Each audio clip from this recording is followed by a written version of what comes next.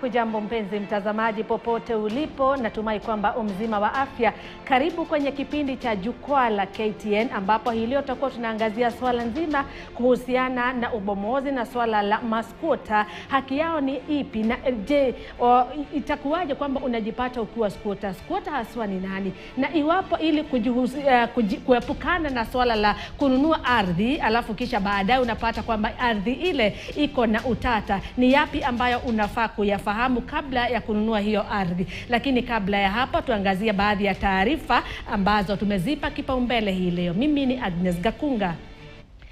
Niko tayari kwa kazi ya kuwa mkuu wa muungano mmoja bara Afrika. Haya ni maneno ya kiongozi wa Azimio Raila Odinga kufuatia ushawishi mkali wa kumpigia upato ili kupata wadhifa huo wa kuwa mwenyekiti wa muungano bara Afrika, huku Kenya ikiwa tayari inashirikiana na mataifa mengine kuhakikisha yanamuunga mkono Raila. Raila alizungumza mapema leo akiwa ameandamana na aliyekuwa rais wa Nigeria Olusegun Obasanjo.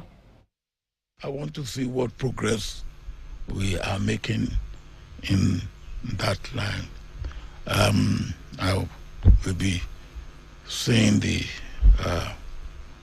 president, with whom, of course, I'm also regularly in contact. And the third is what I said earlier on.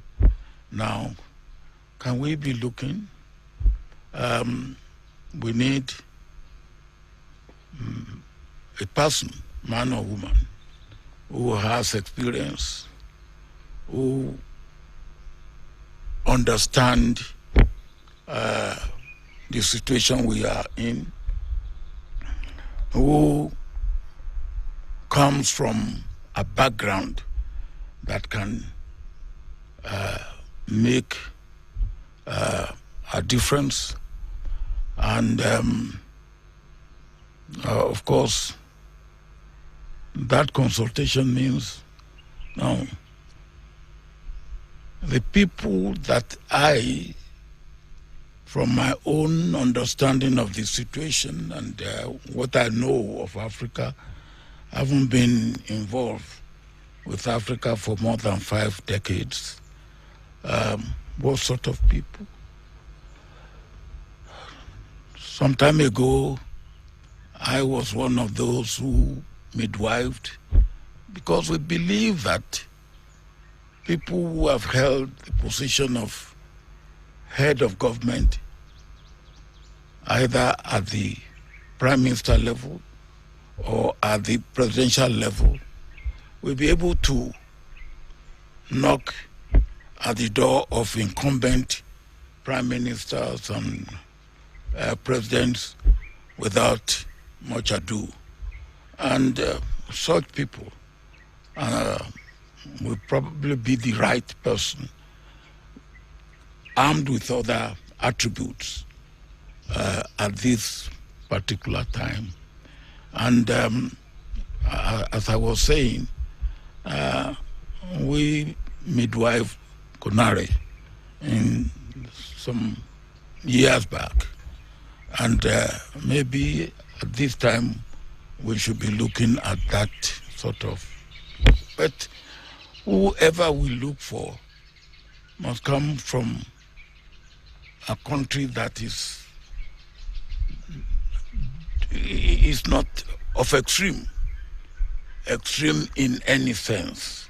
Africa is the richest continent on the planet Earth in terms of minerals and general raw materials. It is a paradox that the richest in terms of resources is also the poorest. This is something that we need to reverse. And it can only be reversed if we as a continent marshal all our resources for the faster socio-economic growth of our continent. And African economies can complement each other. I have served the A.U. in the capacity as infrastructure high representative. That position gave me a good advantage to be able to learn about each and every African continent, country, what they have, the comparative advantages, and so on. And I believe that working together with all these countries, we can be able to emancipate Africa. There is right now brain drain out of our continent. It is also actually appalling to see young African people drowning in the Mediterranean in search of greener pastures out of the continent. This is something that can also be reversed. Those are the ones that can get to the Mediterranean. Some perish on the Sahara. Yeah, some before they get to the Mediterranean. But all the same, the fact is that they end up all dying. It's a tragedy that ought to be reversed. And because of all these considerations that I am inclined to accept the challenge. Should the leadership of Africa want my services, I am ready and open.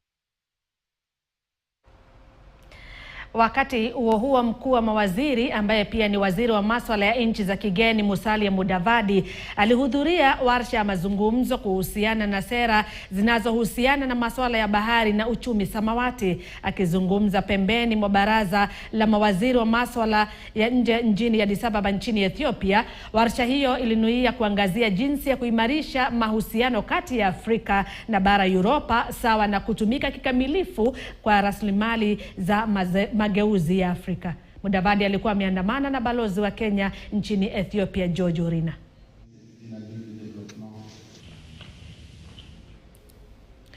Mawakili kutoka kaunti ya Nakuru hii leo walifanya maandamano ya amani kwa kile wamekitaja kama kukaidi ama kutoheshimiwa kwa amri za mahakama na serikali ya kaunti pamoja na idara ya polisi katika kesi ya hospitali ya Nakuru War Memorial. Amri zaidi ya 3 za mahakama zikiamrisha ufunguzi wa hospitali hiyo hazijafuatwa. Kesi ya umiliki wa hospitali hiyo ilihamishwa kutoka Nakuru hadi hapa Nairobi na sasa imepelekwa katika mahakama ya Nyandarua.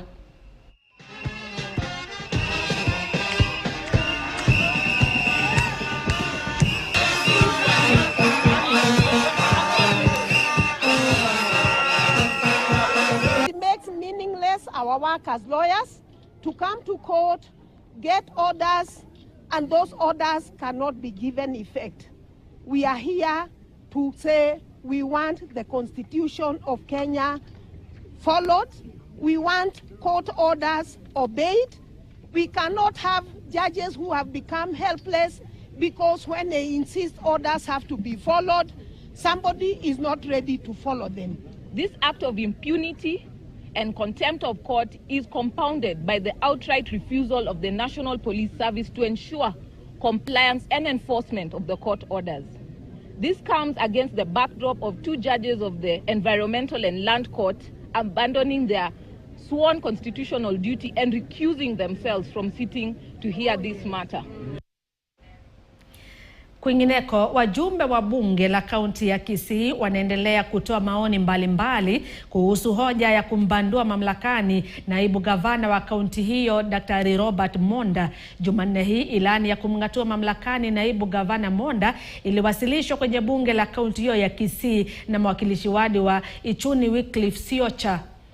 Akiwahutubia waandishi wa habari mjini Kisii, mwakilishi wadi maalum Lilian Gor alibainisha kuwa kila mtumishi wa umma katika kaunti yoyote sharti afanyiwe ukaguzi na bunge hilo. In our system. Thank you, Mr. Speaker. I wish that particular mission, I wish to speak of me in particular for giving you good health. Kuingia nikapata impeachment ya DG ya Dr. Monda. So nilikuwa na mshangao sana. Lakini hatujajua vizuri hakuna makosa, hana makosa. Walitepo. So tunaongojea tujue kwenye makosa iko ama hana makosa.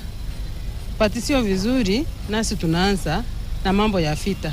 Hakuna sababu tumepatiwa, kwa hivyo siwezi sema ni sawa ama si sawa. Kwa wakati huu tutakaa, tutarajie tuone ni nini italetwa pale in terms of facts na exact accusations zenye zimeletwa pale, kisha tutafanya uamuzi. Tutaangalia na tufanye uamuzi kama wale wanasheria pale kwa bunge. Na mtazamaji, kufikia hapo nachukua pumziko fupi. Baada ya muda usiokuwa mrefu nitarejea na awamu ya pili, ambapo natumai kwamba wageni wangu watakuwa wamefika.